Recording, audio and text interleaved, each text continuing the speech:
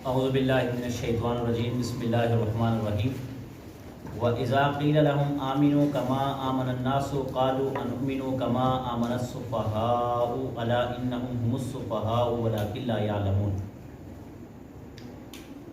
جس طرح کہ گزشتہ آیات میں منافقین کے جو حال تھا، اللہ رب نے فرمایا کہ یہ وہ لوگ ہیں کہ جنہوں کے دلوں میں کھجیاں ہیں، ٹیڑھا پن ہے، مرض ہے۔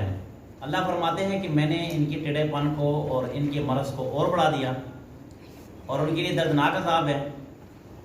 اور دوسرا یہ فرمایا کہ جب ان سے کہا جاتا ہے کہ زمین میں فساد برپا مت کرو تو یہ کہتے ہیں کہ ہم تو اصلاح کرنے والے ہیں، حالانکہ یہی لوگ فسادی ہیں۔ یہ جو آیت آپ کے سامنے پڑھی وَإِذَا قِيلَ لَهُمْ آمِنُوا كَمَا آمَنَ النَّاسُ، اس میں صحابہ کرام رضوان اللہ علیہ مجمعین کی شان، صحابہ کرام رضوان اللہ علیہ مجمعین کی ایمان کی بات ہو رہی ہے۔ اللہ رب العزت فرماتے ہیں کہ اگر ایمان لانا چاہتے ہو تو ایمان لاؤ صحابہ کرام کی طرح، تمام کی تمام جتنے بھی۔ یہ آیت صرف منافقین کے لیے خاص نہیں ہے، فی الوقت ان کو کہا گیا تھا، جو منافقین تھے نا ان کو کہا گیا تھا کہ آپ اگر ایمان لانا چاہتے ہو تو صحابہ کرام رضوان اللہ علیہ مجمعین کی طرح ایمان لاؤ کہ جو کامیاب تھے، جو نبی پاک صلی اللہ علیہ وآلہ وسلم کے نقش قدم پر چلنے والے لوگ تھے، جنہوں نے نبی پاک صلی اللہ علیہ وآلہ وسلم کی پیروی کی اور آپ کے بالکل ہو بہو چلے ہیں۔ اس میں ایک بات ہے، ایک اعتراض ہو سکتا ہے کہ قرآن مجید فرقان حمید میں اللہ رب العزت نے فرمایا لَقَدْ كَانَ لَكُمْ فِي رَسُولِ اللَّهِ أُسْوَةٌ حَسَنَةٌ، کہ جو کام بھی آپ نے کرنا ہے نبی پاک صلی اللہ علیہ وآلہ وسلم آپ کے لیے ایک رول ماڈل ہے۔ تو یہاں پر ایک بات آتی ہے کہ جب نبی پاک صلی اللہ علیہ وآلہ وسلم کی ذات گرامی ہمارے لیے ایک رول ماڈل ہے تو اللہ نے یہاں پر کیوں فرمایا کہ اگر ایمان لانا چاہتے ہو تو مسلمان یعنی صحابہ کرام کی طرح لاؤ؟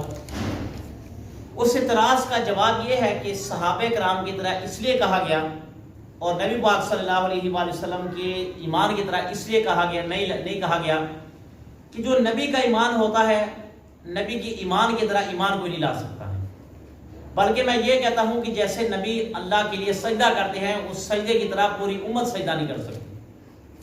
جو نبی ذکر و اذکار کرتے ہیں ویسے ذکر و اذکار پوری دنیا مل کر جو ایک مرتبہ نبی کہہ دے سبحان اللہ، اس اخلاص کے ساتھ پوری امت نہیں کر سکتی ہے۔ اس لیے اللہ رب العزت نے فرمایا کہ اگر ایمان لانا چاہتے ہو تو صحابہ کرام رضوان اللہ علیہ مجمعین کی طرح ایمان لاؤ۔ مگر جب ان منافقین کو یہ کہا گیا کہ ایمان لاؤ جیسے کہ مسلمان نبی پاک صلی اللہ علیہ وآلہ وسلم کو دیکھ کر، آپ کے حریوں کو دیکھ کر، آپ کی معجزات کو دیکھ کر ایمان لائے تو آپ ایمان لاؤ، یہ آگے سے کہنے لگے کہ کیا ہم ان بیوقوفی کی طرح ایمان لائیں؟ یہ تو ہماری نظروں میں بیوقوف ہے، ان کو بیوقوف کہا، کیونکہ نبی پاک صلی اللہ علیہ وآلہ وسلم کے پاس جو لوگ بیٹھا کرتے تھے صحابہ کرام، یہ بڑے بڑے جو مشرک تھے نا، جو کافر تھے، یہ کہا کرتے تھے کہ یہ احمق ہے، ان کے پاس کھانا نہیں ہے، ان کے پاس کپڑے نہیں ہے، اس لیے نبی کے پاس آ کر بیٹھ گئے تاکہ ان کو کھانا مل جائے، ان کو پینا مل جائے، ان کو کچھ کپڑے مل جائے، پیسہ مل جائے۔ اللہ نے فرمایا نہیں، یہ اس لیے نہیں، یہ پیسے کے لیے نہیں آئے، یہ شہرت کے لیے نہیں آئے، یہ کھانے کے لیے نہیں ہے، یہ تو اللہ اور اس کی رسول کی رضا کے لیے آئے ہیں۔ اللہ رب العزت نے ان کا دفاع کرتے ہوئے فرمایا، انہوں نے جواب میں کہا کہ قالوا انؤمن کما آمن السفہاء، کہ کیا ہم ان جیسے مان لائے جیسے یہ بیوقوف لائیں؟ اللہ نے فرمایا الا، خبردار، انہم هم السفہاء، تم بیوقوف ہو، تم احمق ہو، تم گدھے ہو، تم ان کے بارے میں یہ نظریہ رکھتے ہو۔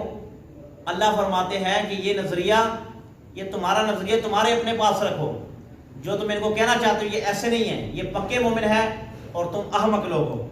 تو یہاں سے ایک بات پتہ چلتی ہے کہ صحابہ کرام رضوان اللہ علیہ مجمعین کے بارے میں جو کوئی بات کرے، اگر صحابہ کرام کے بارے میں کوئی بکواس کرے تو جو لفظ صحابی کے بارے میں کہیں وہ لفظ آپ اس کو کہہ دیں تو یہ اللہ کی سنت آپ زندہ کر رہے ہیں۔ سمجھ آ رہی میری بات؟ یعنی کہ انہوں نے صحابہ کرام کو کیا کہا؟ بیوقوف۔ اللہ نے جواب میں کیا کہا ان کو؟ تم بیوقوف ہو۔ انہوں نے صحابہ کو بیوقوف کہا، اللہ نے ان کو بیوقوف کہہ دیا۔ تو صحابہ کرام کو اگر کوئی غلط کہے تو آپ اس کے جواب میں غلط کہہ دینا، تو یہ اللہ کی سنت زندہ ہو رہی ہے۔ تو صحابہ کرام رضوان اللہ علیہ مجمعین کی بڑی شان تھی نبی پاک صلی اللہ علیہ وآلہ وسلم کے ساتھ ان کے ایک یارانہ تھا، ایک تعلق تھا، اور نبی پاک صلی اللہ علیہ وآلہ وسلم پر جان چھڑکا کرتے تھے، نبی پاک صلی اللہ علیہ وسلم کے حکم پر اپنی جان کے نذرانے پیش کرنے کے لیے تیار تھے۔ جو حضرت موسیٰ علیہ السلام کے صحابی تھے، تو ایک دن حضرت موسیٰ علیہ السلام نے کہا کہ اللہ تعالیٰ کی طرف سے حکم ہوا کافروں کے خلاف نکلنا ہے، جہاد کرنا ہے۔ تو انہوں نے کہا کہ اے موسیٰ آپ لڑے یا آپ کا رب لڑے، ہم تو پیچھے بیٹھ کے تماشا دیکھیں گے، ہاں جب مال غنیمت کی بات آئے گی، کھانے پینے کی بات آئے گی تو آپ کے ساتھ ہو جائے گی۔ یہ اس وقت کے حضرت موسیٰ علیہ السلام کے صحابہ نے موسیٰ علیہ السلام کو جواب دیا، قرآن مجید میں موجود ہے۔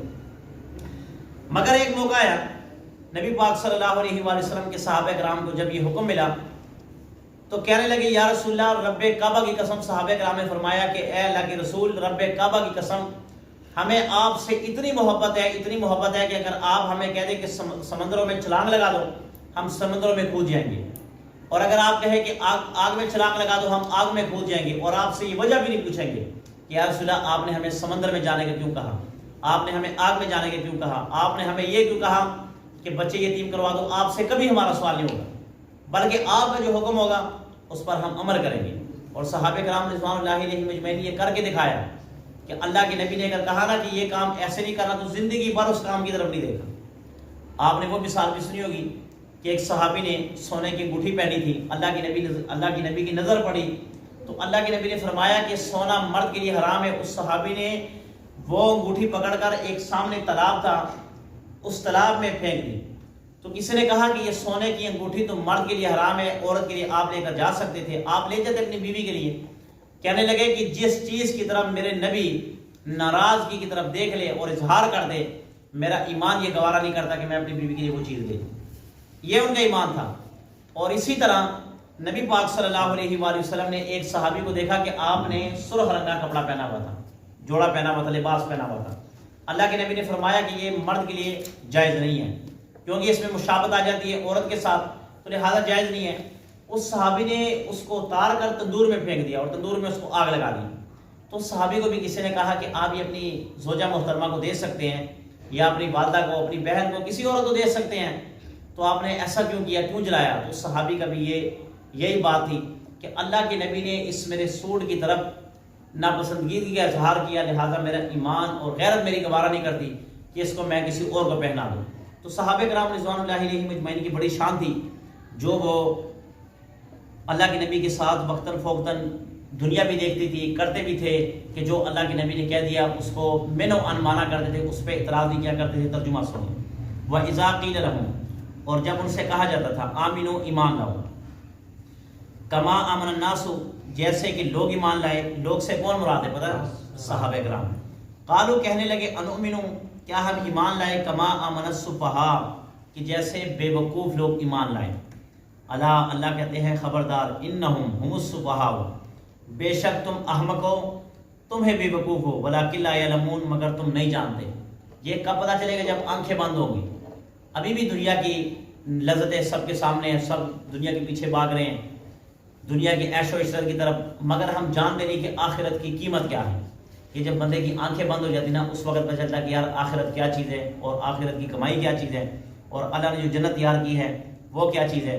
اللہ سے دعا ہے کہ جو کچھ کہا سنا اس پر عمل کرنے کی توفیق عطا فرمائے۔ یہ ہماری کلاس ہے جامع مسجد امیر معاویہ رضی اللہ تعالیٰ عنہ میں لگتی ہے، اسماعیل ٹون میں۔ تو تمام دوستوں سے گزارش ہے کہ اگر کوئی قرآن مجید کا ترجمہ سیکھنا چاہے، قرآن مجید پڑھنا چاہے، اس میں عمر کی کوئی قید نہیں ہے اور دین میں شرم بھی نہیں کرنی چاہیے۔ یعنی کہ بعض لوگ کہتے ہیں کہ میری عمر تو اس وقت 40 سال ہے، 35 سال ہے، 30 سال ہے، میں کیا قرآن سیکھوں، میں کیا کلمے سیکھوں۔ شریعت کا یہ حکم ہے اور شریعت اس بات کا تقاضا کرتی ہے کہ دین سیکھنے میں عمر کی قید نہیں ہونی چاہیے، یعنی کہ کسی عمر کا بھی سیکھ سکتا ہے۔ تو الحمدللہ ثم الحمدللہ، اللہ کی رضا کے لیے بغیر کسی پیسے کے اور بغیر کسی فیس کے، الحمدللہ ثم الحمدللہ، اللہ تعالیٰ کا لاکھ لاکھ شکر ہے کہ اللہ تعالیٰ نے اس کام کے لیے قبول کیا، اور مجھے فخر ہے اس بات پر کہ میں اللہ کے دین کو پڑھا رہا ہوں۔ تو اگر کوئی بھی پڑھنا چاہے قرآن مجید کے ترجمے کو، تفسیر کو، ناظرے کو، کلمے سیکھنے چاہے، ایمانیات سیکھنے چاہے، اسی طرح کوئی بھی مسائل کسی والے سے بھی وہ سیکھنا چاہے، تو الحمدللہ ثم الحمدللہ بندہ چیز حاضر ہے۔